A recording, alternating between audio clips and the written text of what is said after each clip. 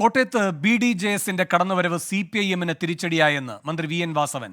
BDJS സ്ഥാനാർത്ഥിയുടെ വരവ് ഇടതുപക്ഷത്തിന്റെ വോട്ട് ചില പ്രദേശങ്ങളിൽ നഷ്ടമാകാൻ കാരണമായിട്ടുണ്ട്. എന്നാൽ സംസ്ഥാനത്ത് ആകെ വന്ന മാറ്റത്തിന്റെ ഭാഗമാണ് തോൽവിയെന്നും തോൽവിയുടെ കാരണങ്ങളെക്കുറിച്ച് വിശദമായി പരിശോധിക്കുമെന്നും VN വാസവൻ പറഞ്ഞു.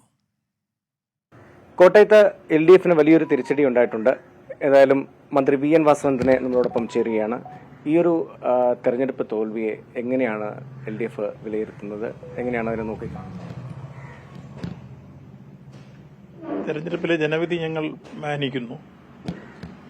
പരാജയ കാരണങ്ങളൊക്കെ തന്നെ ഞങ്ങൾ പരിശോധിച്ച് ഭാവി പരിപാടികളിൽ ആവശ്യമായ മാറ്റങ്ങൾ വരുത്തി മുന്നോട്ട് നീങ്ങും. അതോടൊപ്പം കോട്ടയത്ത് പൊതുവിൽ നമ്മൾ പരിശോധിക്കുമ്പോൾ ഏറ്റവും കൂടുതൽ വോട്ട് കുറഞ്ഞത് UDF-നാണ്. കഴിഞ്ഞ പാർലമെന്റ് തെരഞ്ഞെടുപ്പിനേക്കാൾ 61,000 വോട്ട് കുറവാണ് UDF-ന്. LDF-ന് 39,000 വോട്ടാണ് കുറവ്. അപ്പോൾ പരാജയം എന്ന് പറയുന്നത് അപ്പുറത്ത് നോക്കിയാൽ ഇത് കാണാൻ കഴിയും.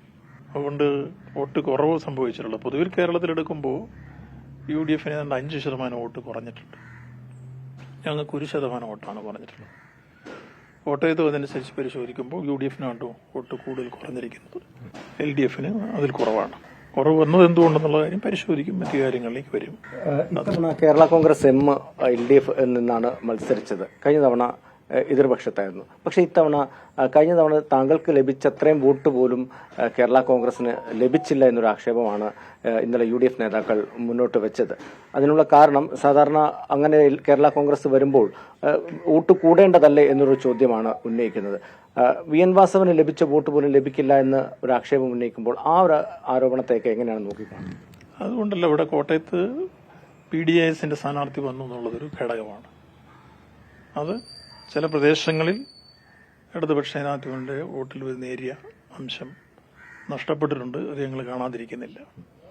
അതേസമയത്ത് ഇവിടെ പൊതുവിൽ വന്നിട്ടുള്ളത് സംസ്ഥാനത്ത് ആകെ വന്ന മാറ്റങ്ങളുടെ ഭാഗം തന്നെയാണ്. അല്ലാതെ കോട്ടയത്ത് വിശേഷിച്ച് ഏതെങ്കിലും കാര്യങ്ങൾ അതിലൊന്നും ഉണ്ടായിട്ടുള്ളത്. കഴിഞ്ഞ പാർലമെന്റ് തെരഞ്ഞെടുപ്പിൽ ഏറ്റുമാനൂരിൽ 7,000-ൽ പേര് വോട്ട് പുറകിലാണ്. ഈ പ്രാവശ്യം അത് ശകലം കൂടെ വ്യത്യാസമുണ്ടെന്ന് മാത്രം. വൈക്കത്ത് വോട്ട് കുറഞ്ഞത് വൈക്കത്ത് വോട്ട് പറഞ്ഞിട്ടുള്ളതും BDJS-ന്റെ ഒരു വരവ് ഒരു ഘടകമായിട്ടുണ്ട്. അത് CPM വോട്ടുകളാണ്. ഇന്നലെ അവർ ആക്ഷേപിച്ചത് ഇപ്പോൾ മന്ത്രി VN വാസവൻ പത്തനംതിട്ടയിലേക്ക് പോയതും അത് തെരഞ്ഞെടുപ്പ് സജീവമല്ലാതിരുന്നതും ഒക്കെ ചില ധാരണകളുടെ പുറത്താണെന്നുള്ള ആക്ഷേപങ്ങൾ, അടിസ്ഥാനരഹിതമായിട്ടുള്ള ആക്ഷേപങ്ങളാണ്. ഞങ്ങൾ പത്തനംതിട്ടയും കോട്ടയവും ചാർജിലായിരുന്നു.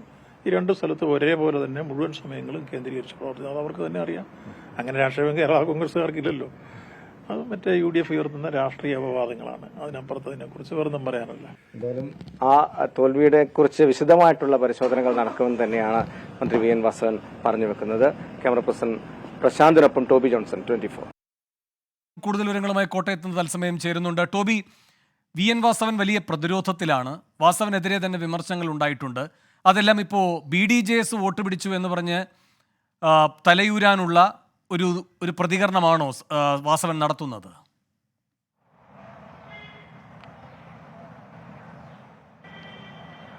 തീർച്ചയായിട്ടും ഇതൊരു ആക്ഷേപമായി തന്നെ UDF ക്യാമ്പ് ഉന്നയിച്ചിരുന്നു. അതായത് BDJS-ഉമായിട്ടൊരു ധാരണയുണ്ടാക്കിയെന്ന് DCC പ്രസിഡന്റ് പറയുന്നു.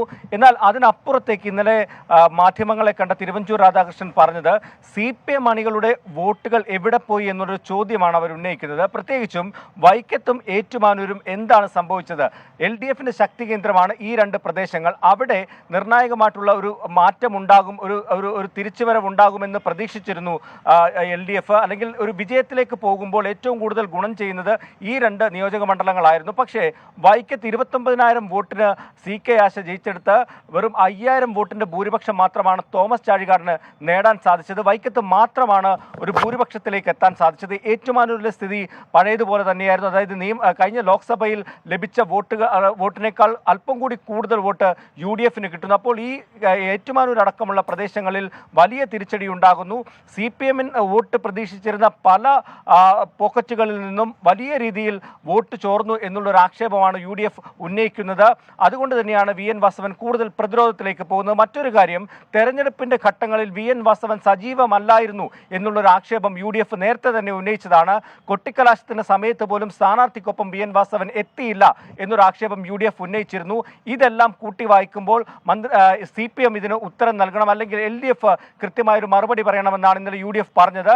അതുകൊണ്ട് തന്നെ മന്ത്രി വി എൻ വാസവൻ ഇക്കാര്യത്തിൽ കൂടുതൽ മറുപടികൾ പറയാൻ സാധിക്കാത്തൊരവസ്ഥയിലേക്ക് പോകുന്നു. പൊതുവായുള്ള ഒരു തോൽവി, അതായത് സംസ്ഥാനത്ത് ഒന്നാകെ ഉണ്ടായ ആ ഒരു UDF തരംഗത്തിൽ കോട്ടയത്തും വോട്ട് പോയതാണെന്ന് പറയുമ്പോൾ പോലും എങ്ങനെ ഇത്രയും വലിയൊരു തോൽവി, നമുക്കറിയാവുന്നതുപോലെ 75% പോളിംഗ് ഇത്തവണ 65%, അതായത് 10% കുറഞ്ഞു. അപ്പോൾ LDF വലിയ പ്രതീക്ഷയുണ്ടായിരുന്നു. പോളിംഗ് ശതമാനം കുറയുമ്പോൾ സ്വാഭാവികമായും LDF വിജയിക്കാനുള്ളൊരു സാധ്യത ഉണ്ടാകുമെന്ന് പൊതുവെ വിലയിരുത്തിയിരുന്നു. ആ കൂട്ടത്തിൽ വൈക്കത്ത് പോളിംഗ് ശതമാനം അല്പം കൂടി നിൽക്കുന്ന ഒരു സാഹചര്യം ഉണ്ടായിരുന്നു. ഇതെല്ലാം കൂടി കണക്ക് കൂട്ടിയാണ് കേരള കോൺഗ്രസ് പ്രതീക്ഷിച്ചത് ഒരു വിജയത്തിലേക്ക്, നേരിയ ഭൂരിപക്ഷത്തിലാണെങ്കിലും ഒരു വിജയത്തിലേക്ക് എത്താമെന്ന് അവർ പ്രതീക്ഷിച്ചിരുന്നത്. പക്ഷേ അതൊന്നും ഉണ്ടായില്ല. അടപടലം പല ശക്തി കേന്ദ്രങ്ങളിലും CPM വോട്ടുകൾ, CPI വോട്ടുകൾ അടക്കം ചോർന്നു പോകുന്ന ഒരു സാഹചര്യത്തിലേക്ക് കാര്യങ്ങൾ പോയി. ഇതെങ്ങനെ സംഭവിച്ചു എന്നുള്ളതാണ് ചോദ്യം. കേരള കോൺഗ്രസ് ഇക്കാര്യത്തിൽ ഇതുവരെ ഒരു കാര്യമായുള്ള പ്രതികരണത്തിലേക്ക് വന്നിട്ടില്ല. ജോസ് കെ മാണി കഴിഞ്ഞ ദിവസം പറഞ്ഞത് ഇക്കാര്യങ്ങളെക്കുറിച്ച് വിശദമായിട്ട് അന്വേഷിക്കും, BDJS വോട്ട് പിടിച്ചതാണോ എന്നതടക്കമുള്ള കാര്യങ്ങൾ പരിശോധിക്കുമെന്ന് പറഞ്ഞു. പക്ഷേ രാജ്യസഭാ സീറ്റിന്റെ കാലാവധി കഴിയുന്ന സാഹചര്യത്തിൽ, ആ ചർച്ചകളിലേക്ക് കടക്കുന്ന സാഹചര്യത്തിൽ കാര്യമായിട്ടുള്ള പരിശോധനകളോ അന്വേഷണങ്ങളോ ഒരു റിപ്പോർട്ടോ ഉടനൊന്നും പുറത്തു വരുമെന്ന് വിചാരിക്കേണ്ടതില്ല. എന്തായാലും ഒരു വലിയൊരു തർക്കത്തിലേക്ക് കാര്യങ്ങൾ പോകുമെന്നുള്ള കാര്യത്തിൽ യാതൊരു സംശയവുമില്ല. അത് ഈ രാജ്യസഭാ സീറ്റുമായി ബന്ധപ്പെട്ട ചർച്ചകൾക്ക് ശേഷമായിരിക്കും എന്നുള്ളൊരു വിവരമാണ് നമുക്കിപ്പോൾ പങ്കുവെക്കാൻ സാധിക്കുന്നത്. ഒരുപക്ഷേ ഈ സീറ്റ് കേരള കോൺഗ്രസിന് ലഭിച്ചില്ലെങ്കിൽ കാര്യമായിട്ടുള്ള പ്രതികരണങ്ങൾ കേരള കോൺഗ്രസിന്റെ ഭാഗത്തു നിന്നും ഉണ്ടാകുമെന്നാണ് നമുക്ക് മനസ്സിലാകുന്നത്. അങ്ങനെ വന്നാൽ കൂടുതൽ പ്രതിരോധത്തിലാകുക കോട്ടയത്തെ CPM മന്ത്രി വി എൻ വാസവനും ആകുമെന്നുള്ള കാര്യത്തിൽ യാതൊരു സംശയവുമില്ല. ശരി, ടോബി ജോൺസണാണ് കോട്ടയത്ത് നിന്ന് വിവരങ്ങൾ നൽകിയത്.